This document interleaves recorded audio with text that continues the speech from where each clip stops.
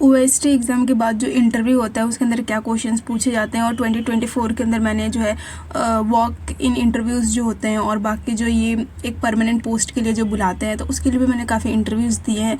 तो मुझे लगभग आइडिया है कि कहाँ से क्वेश्चंस ये पुटअप करते हैं और आपको कहाँ से प्रिपेयर करना है, ठीक है।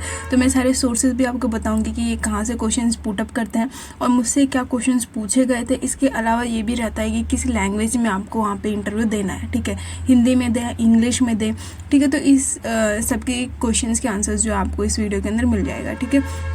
तो सबसे पहली चीज़ ये चीज़ जान लो कि 2024 के अंदर जो है सिर्फ इंटरव्यू नहीं था, इसमें कई सारी चीज़ें भी थी, जैसे कि कंप्यूटर प्रोफिशिएंसी टेस्ट तो पहले भी होते थे, अभी भी हुआ था, लेकिन जो चीज़ ऐड ऑन की गई थी कि किसी किसी एपीएस के अंदर, तो वो चीज़ थी वो है टीचिंग डेमो, ठीक है।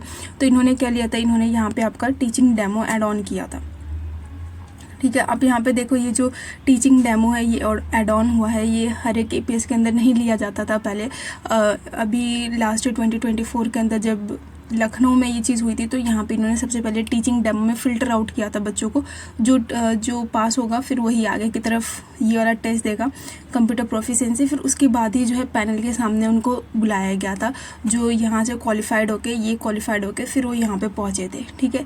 लेकिन किसी किसी एपीएस में ऐसा नहीं था, किसी किसी एपीएस में उन्होंने लैंग्वेज टेस्ट लिया था, फिर कंप्यूटर प्रोफिशिएंसी ली थी, फिर इंटरव्यू ले लिया था, ठीक है। तो ये थोड़ा सा वेरिएशन देखने को मिला था। तो आज हम जो बात करने वाले हैं वो हम बात करने वाले हैं इंटरव्यू वाला जो चीज़ है वो बात करेंगे, ठीक है।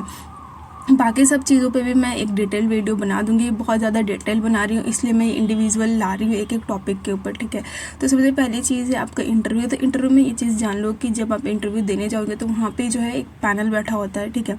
वो पैनल जो है पूरा अगर आप मानो तो 7 से 8 लोग वहाँ पे मिनिमम होते ही होते हैं, ठीक है। जब वो पूरा इस तरीके का पैनल होगा, मतलब 7 से 8 लोग जो है वहाँ पे बैठे होंगे और वो जो है आपसे क्या करेंगे, क्वेश्चंस पूछेंगे। तो उस पैनल के अंदर कौन कौन होता है, तो उस पैनल के अंदर जो है आपका एक तो ब्रिगेडियर होते हैं, ठीक है, आपके ब्रिगेडियर होंगे, ठीक है, ब्रिगेडियर होते हैं। और जो भी आपके सब्जेक्ट से रिलेटेड टीचर्स होते हैं वो होंगे, जैसे सब्जेक्ट्स के जो वो होते हैं टीचर्स वगैरह होते हैं वहाँ के, जो वहाँ के एपीएस होंगे तो वो भी बैठे होंगे। बाकी जो वहाँ की जो प्रिंसिपल होती हैं, ठीक है, वहाँ के जो प्रिंसिपल होते हैं वो भी बैठे होते हैं।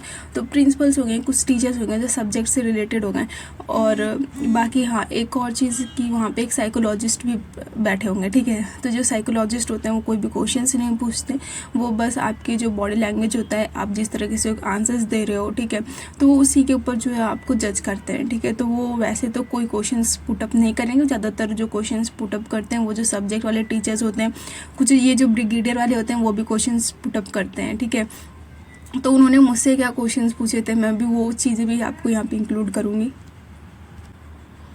ठीक है। तो जब आप पैनल के सामने वहाँ पे बैठते हैं तो सबसे पहली चीज़ जो क्वेश्चंस पूछा जाता है वो होता है आपका इंट्रोडक्शन, ठीक है। तो सबसे पहले आपको पूछा जाता है इंट्रोड्यूस योर सेल्फ, ठीक है। वहाँ पे ब्रिगेडियर जो थे, पहले तो मेरे अगर मैं बात करूँ तो वहाँ पे ब्रिगेडियर जो थे उन्होंने ये चीज़ पुटअप की थी कि इंट्रोड्यूस योर सेल्फ। तो जब आप इंट्रोडक्शन देते हैं, ठीक है, तो आप उसके अंदर अपनी हॉबीज़ इंक्लूड करते हैं, आपने जो अचीवमेंट्स किया है उसको इंक्लूड करते हैं, ठीक है। तो जितनी भी चीज़ें हैं वो सब चीज़ें आप इंक्लूड करके आप उनके सामने रखते हैं, ठीक है।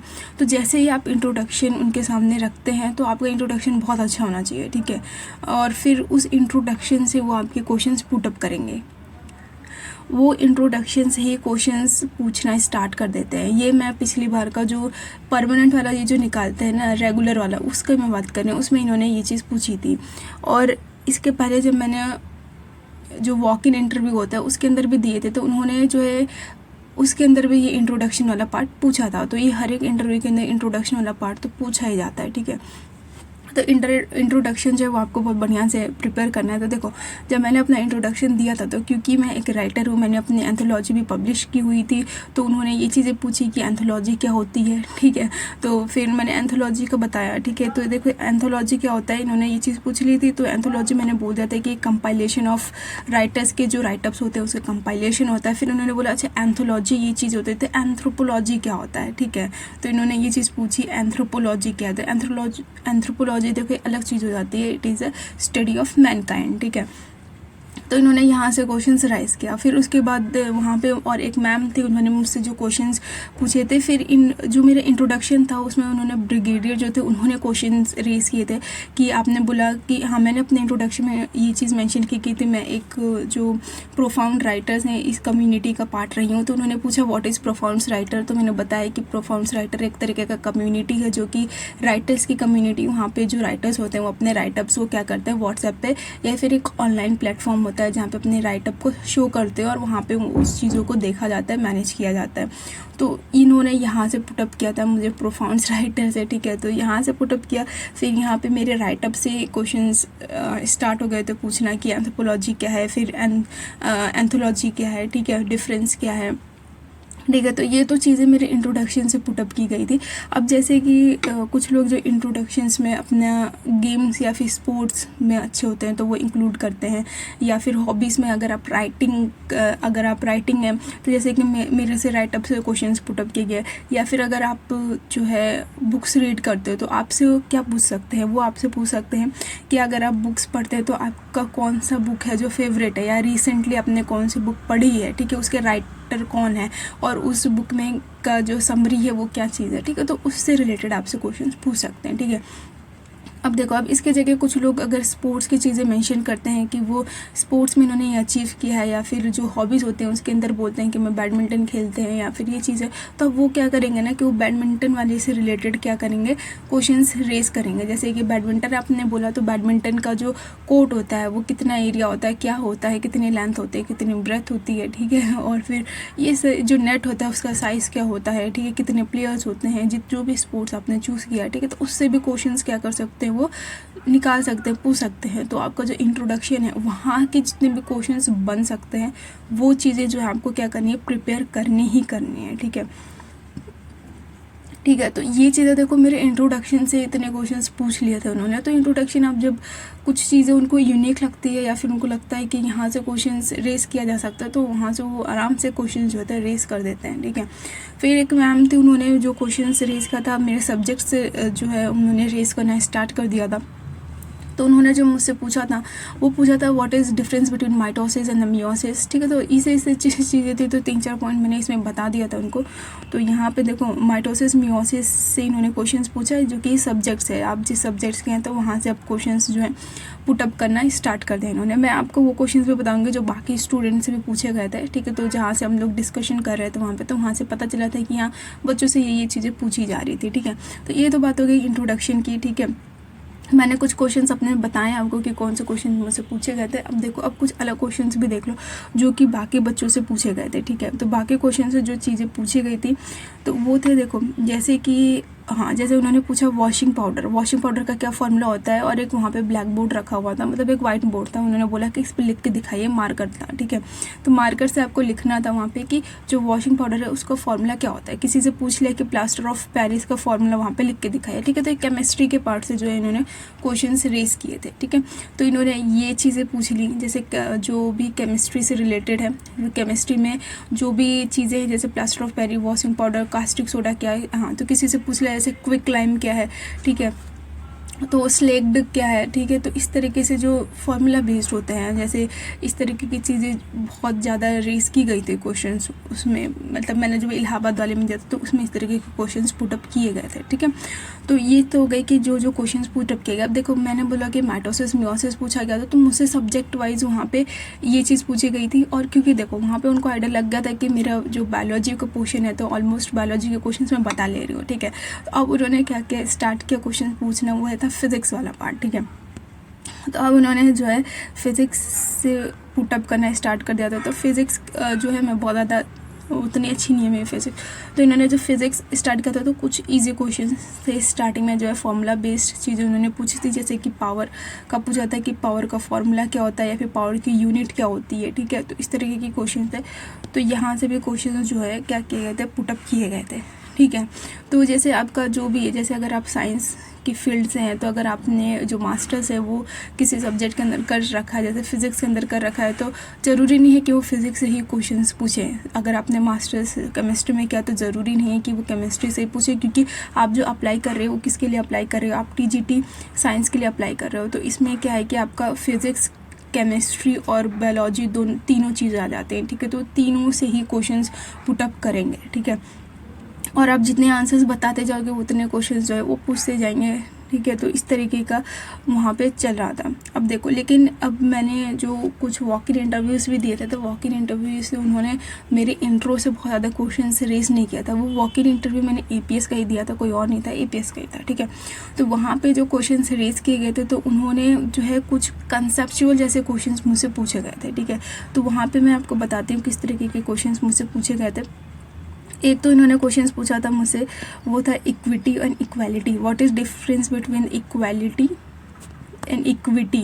तो इसके बीच में आपको डिफरेंस बताना था। जैसे इक्वालिटी क्या होता है कि कोई भी चीज़ अगर आप ला रहे हो तो वो सभी को मिलना चाहिए, ठीक है। तो कोई भी अगर स्कीम में कोई भी चीज़ है तो हर एक को जो है इक्वली मिलनी चाहिए, ठीक है। लेकिन इक्विटी किसकी बात करता है? इक्विटी बात करता है कि जिसको ज़्यादा ज़रूरत है उसको पहले मिलना चाहिए, ठीक है। बाकी किसी को मिले ना मिले, लेकिन जिसको ज़रूरत है, जिसके पास पहले से उसको ना दे के जिसको नहीं मिल रहा है पहले उसको देना है, ठीक है। That is an equity. तो इसके बीच में उन्होंने डिफरेंस पूछा था, ठीक है। और बाकी जो चीज़ें जैसे कि जो APS है, APS का जो मोटो है वहाँ से चीज़ें पूछी जा सकती है, जैसे कि इसका मोटो क्या है, ठीक है। तो आप जो भी साइट होती है, जैसे कि NCERT की साइट हो गया, ठीक है, NCERT की साइट है, CBSE की जो साइट होती है, तो यहाँ पे कुछ जो साइट होती हैं, यहाँ पे जो इम्पोर्टेंट चीज़ें जैसे कि उनके मोटिव क्या है, ठीक है। तो इन सब चीज़ों से जो क्वेश्चन है वो रेस किए जाते हैं, ठीक है। तो उन्होंने मुझसे यहाँ से इक्विटी इक्वालिटी रेस किया था। फिर उन्होंने एक होलिस्टिक डेवलपमेंट से क्वेश्चन पूछा था, व्हाट इज़ होलिस्टिक डेवलपमेंट, ठीक है, कि जो होलिस्टिक डेवलपमेंट है ये क्या चीज़ होती है, ठीक है। तो ये चीज़ इन्होंने पूछी थी। होलिस्टिक डेवलपमेंट हो गया, इक्विटी इक्वलिटी हो गया, और क्या पूछा था इन्होंने, वॉक इन वाला मैं बता रही हूँ, ठीक है। तो वॉक इन के अंदर ये चीज़ पूछी थी, हाँ। और एक उन्होंने सिचुएशन बेस्ड क्वेश्चन भी पूछा था उन्होंने, जैसे कोई एक स्पेशल नीड का बच्चा है, अगर वो वहाँ पे स्कूल के अंदर पढ़ना चाहता है तो आपको क्या लगता है यहाँ पे पढ़ाना चाहिए या फिर कोई और चीज़ होनी चाहिए, ठीक है। तो यहाँ पे देखो, अगर कहीं पे भी आपका जो बच्चों की बात आती है, अगर स्पेशल नीड वाले की बात आती है, तो यहाँ पे ये चीज़ है कि आपको इंक्लूड करना है कि इंक्लूसिव एजुकेशन इंक्लूड करना है, ठीक है। कोई भी बच्चा हो, ज़्यादा से ज़्यादा कोशिश करनी है कि वो एक नॉर्मल स्कूल के अंदर ही एजुकेशन ले, ठीक है। वो हर एक बच्चे के साथ ही मिलके एजुकेशन ले। इसकी वजह से जो टीचर्स हैं उनको अब क्या है, वेल ट्रेंड किया जाता है इन चीज़ों में कि वो जो है उन बच्चों को भी उसी तरीके से उसी क्लास के अंदर जो है साथ में पढ़ा सकें, ठीक है। तो इनको सेपरेट आउट नहीं करना है। तो ये चीज़ें थी, ये मेरे से जो है पूछा गया था। एक उन्होंने पूछा था व्हाट इज़ इंक्लूसिव एजुकेशन, क्या होता है, ठीक है। तो एक इंक्लूसिव एजुकेशन से इन्होंने क्वेश्चन जो है रेस किया था। तो जो इस तरीके से कोई एक इंक्लूसिव हो गया, ये चीज़ हो गई। तो ये सब चीज़ें जो पुटअप की जा रही हैं, तो ये सब जो छोटे मोटे टॉपिक्स होते हैं ना, जैसे ये जो टॉपिक्स हैं, ये देखो, ये जो टॉपिक्स हैं ना, इन टॉपिक्स के बारे में आपको आइडिया होने चाहिए, ठीक है। जैसे कि NEP 2020 वेरी इंपॉर्टेंट, ठीक है। ये इसका तो आपको हर एक चीज़ पता होनी चाहिए, किस चीज़ के बारे में बात करता है। जैसे होलिस्टिक डेवलपमेंट की भी बात करता है, ठीक है। तो इन सब चीज़ों के बारे में, NEP के बारे में पता होना चाहिए, NCF के बारे में पता होना चाहिए, फिर RTE के बारे में पता होना चाहिए, राइट टू एजुकेशन 2009 का है, ठीक है। तो ये चीज़ें है, इसका जो कॉन्स्टिट्यूशनल बैकग्राउंड है वो चीज़ पता होनी चाहिए कि किस एक्ट के थ्रू इसको लाया गया है, और कॉन्स्टिट्यूशन में कहाँ कहाँ पे जो एजुकेशन है वो मेंशन किया गया है। एजुकेशन एक स्टेट में आता है या कॉन्करेंट में आता है या फिर आपका सेंट्रल लिस्ट में आता है, ठीक है। तो एजुकेशन से रिलेटेड ये सब चीज़ें आपको पता होनी चाहिए। जो RPW एक्ट है, इसके अंदर ये चीज़ कहा गया है कि जो स्पेशल नीड वाले जो बच्चे हैं उनको भी जो है साथ में पढ़ाना, किस तरीके से पढ़ाया जा सकता है या फिर उनको पढ़ाना ज़रूरी है, ठीक है। तो ये जो छोटे मोटे टॉपिक्स हैं, तो इसके बारे में आपको आइडिया होना चाहिए, ठीक है। अब मैं बात करती हूँ कि किन सोर्सेज से आप इन सब चीज़ों को प्रिपेयर कर सकते हैं। देखो, ये सब सोर्सेज तो आपको आराम से कहाँ पे मिल जाएंगे, ये आपको इंटरनेट पे मिल जाएगा। देखो, NEP की अगर मैं बात करूँ, आपको जो एक ऑफिशियल PDF भी मिल जाती है, जहाँ पे जो है हर एक चीज़ें जो है मेंशन की हुई, काफ़ी डिटेल में PDF के अंदर बताया गया है, ठीक है। बाकी ये सब चीज़ें ना आपको इंटरनेट से आराम से मिल जाती हैं, ये सारे टॉपिक्स। लेकिन ये जो बाकी जो आपको सब्जेक्ट से रिलेटेड क्वेश्चन पुटअप किए गए थे, तो वो ज़्यादातर जो पुटअप किए गए थे वो NCERT से किए गए थे, ठीक है। तो अगर मैं बात करूँ TGT की, ठीक है, TGT की मैं बात करूँ फिलहाल, तो TGT का जो इन्होंने क्वेश्चन रेस किया था TGT का, तो ये इन्होंने पूरा का पूरा NCERT से ही क्वेश्चन उठाया था, ठीक है। अब जो NCERT अगर 6 to 8 आप दे रहे हो ना, तो यहाँ पे आपको क्वेश्चन पूछा जाएगा 9 to 10 का, ठीक है। 9th से लेकर 10th की जो NCERT है, यहाँ से क्वेश्चन सब के सब रेस किए गए थे, ठीक है। अब देखो, अब यहाँ पे अगर मैं साइंस की बात करूँ, तो साइंस में क्या होता है, फिज़िक्स, केमिस्ट्री और बायोलॉजी। तो तो ये हमेशा जो है एक लेवल अप ही क्वेश्चन पूछते हैं, ठीक है। मैं टीचिंग वाले भी मैं आपको बताऊंगी कि टीचिंग डेमो के अंदर जो है इन्होंने कैसे क्वेश्चंस जो है रखे हुए थे और किस लेवल का था, कहाँ से प्रिपेयर करना है, तो उसके लिए भी मैं एक सिंगल वीडियो बना दूंगी क्योंकि काफ़ी डिटेल बनाऊंगी, ठीक है। तो अब जैसे कि मैं बोला 9th और 10th तक की जो NCERT है वो आपकी बहुत इंपॉर्टेंट है, ठीक है। तो अब जैसे मैं साइंस का बता रही थी ना, तो साइंस के अंदर इन्होंने 9th और 10th चाहे फिजिक्स हो चाहे केमिस्ट्री आपका कुछ भी हो, लेकिन आपको तीनों सब्जेक्ट पे इक्वली ध्यान दे के पढ़ना पड़ेगा, ठीक है। कि वो क्वेश्चंस वहाँ से पक्का रेस करते हैं 9th एंड 10th से, ठीक है। तो 10th और 9th की जो NCERT है बहुत इंपॉर्टेंट हो जाती है। ऐसे ही आपका SST का भी हो जाएगा। SST के अंदर जो 9th और 10th की जो NCERTs हैं, और इसके अलावा जो 6th to 8th का है तो उसको नहीं भूलना है, इसको भी करना ही है, लेकिन इसके साथ साथ जो 9th और 10th का है वो बहुत ज़्यादा इंपॉर्टेंट है, ठीक है। अगर आप इतना कर ले तो इतना जो आपका बेस है, ठीक है, इतना आपका बेसिक चीज़ें क्लियर हो जाती है ना, तो आप आराम से जो इंटरव्यू वाला पार्ट है वो निकाल लोगे, क्योंकि वो यहीं से क्वेश्चन रेज करते हैं, बहुत ज़्यादा टफ नहीं पूछेंगे। और फिर एक और चीज़ है कि आपको जो छोटी छोटी चीज़ें हैं ना उसको यहाँ पे ध्यान रखनी। NCERT की जो छोटी छोटी चीज़ें हैं, छोटे छोटे, जैसे ये वॉशिंग पाउडर हो गया, वॉशिंग पाउडर का क्या होता है, कहाँ पे यूजेस होते हैं, तो वहाँ से यूजेस पूछ सकते हैं, ठीक है। और किसी से पूछा था स्पोनिफिकेशन पूछा था, व्हाट इज स्पोनिफिकेशंस क्या होते हैं, तो ये सब चीज़ें जो है ना, ये सब चीज़ें NCERT के ही पार्ट थे। तो जहाँ तक मैंने ऑब्जर्व किया, जितने भी क्वेश्चंस मैंने बच्चों से पूछे थे कि कितने आपसे क्या पूछा गया था, तो जब डिस्कशन हुए थे क्वेश्चन, तो मैंने ये चीज़ नोटिस की थी, A to Z क्वेश्चन जो है थे कहाँ से थे, NCERT से थे, ठीक है। आप यहाँ से प्रिपेयर कर लोगे, आप कॉन्फिडेंट होकर वहाँ पर जाओगे, ठीक है।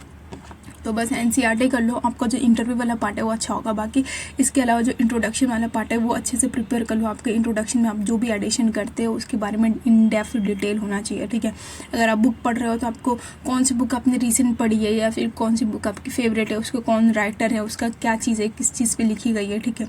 तो ये चीज़ें हैं आपकी जो इंट्रोडक्शन से क्वेश्चन पहले ही रेस किया जाएगा, ठीक है। फिर आपके जो सब्जेक्ट वाइज है उस पर पूछा जाएगा, ठीक है। तो सब्जेक्ट का जो मैंने बता दिया वो है NCERT, और इंट्रो जो है वो आप पे डिपेंड करेगा। आप जो भी चीज़ें अचीवमेंट अपने जो भी चीज़ें डालते हो तो उसका बस थोड़ा सा डिटेल वर्जन जो है पढ़ लेना।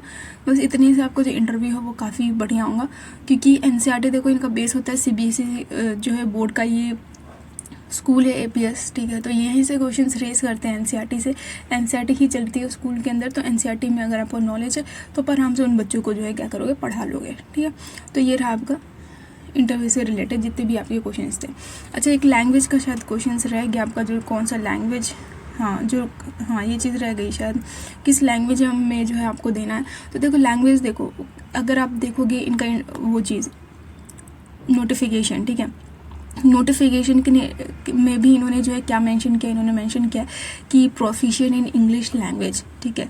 तो ये जो है काफ़ी प्रीफर करते हैं अगर आप जो है वहाँ पे इंग्लिश लैंग्वेज का यूज़ करते हो, ठीक है। ऑल दो अगर आप हिंदी में अगर उनसे बोलते हो कि हिंदी में लेने के लिए, तो ऑल दो वो हिंदी में ले लेंगे, ऐसा नहीं है कि वो मना कर देंगे कि हम हिंदी में नहीं, हम इंग्लिश में ही लेंगे, ठीक है, ले लेंगे। लेकिन आप ये देखो एट द एंड वो प्रीफर किसको करेंगे, तो वो प्रीफर ज़्यादातर इंग्लिश को करते हैं, ठीक है। तो अब प्रीफर वो इंग्लिश में करेंगे, तो इसलिए जब आप कोशिश करो कि किस में दो, आप इंग्लिश में ही दो, ठीक है। तो इंग्लिश में दो, बहुत ज़्यादा टफ नहीं है, ऐसे नहीं कि बहुत ज़्यादा फ्लुएंट होना चाहिए, ठीक है। इतना होना है कि उनको भी समझ में आए, आपको भी समझ में आए। एक बेसिक जो इंग्लिश होती है तो उसमें वो कम्युनिकेशन जितना कर सकें बस उतनी इंग्लिश होनी चाहिए आपकी, ठीक है। तो ये हो गए जितने भी आपके डाउट्स थे, जितने क्वेश्चंस रेज किए जाते हैं। तो ये रहा वीडियो, और आपको जो बाकी ये जो टॉपिक्स है कंप्यूटर प्रोफिशिएंसी टीचिंग, इससे रिलेटेड जो है मैं एक डिटेल वीडियो लेके आऊँगा, ठीक है।